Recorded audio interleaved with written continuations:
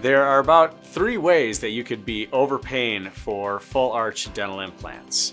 One would be if somebody is doing it without the experience and you end up having to have it redone by somebody else. That is one of the biggest areas of concern is, does that dentist have the experience to be able to fully reconstruct your mouth with dental implants?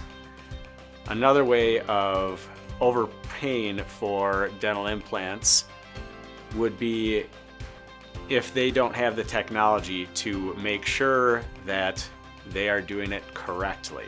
Are they making sure that they have a 3-dimensional view of where those dental implants need to go and where your smile is going to be? And can they put those together? Or you may end up having multiple surgeries or multiple failures to be able to get to the end result. Another way that it may cost you more with dental implants is if you are restored incorrectly and your teeth are not in the proper position. If that happens, you may, 1, be uncomfortable, and 2, you may have to have something redone anyways after that. Typically, when we're doing a full mouth reconstruction on dental implants, we are expecting that restoration to last for the patient's lifetime.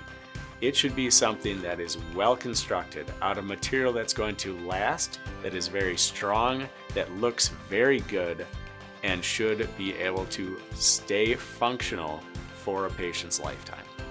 If you ever question about how much you're paying for dental implants, you may want to seek a second opinion.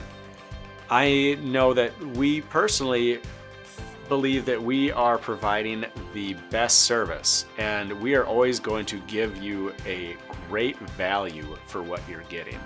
We always want our patients to know that we stand behind our work and we will continue working with them until it is finished. And I believe that is something that will give you peace of mind and know that you are getting the value for what you paid for.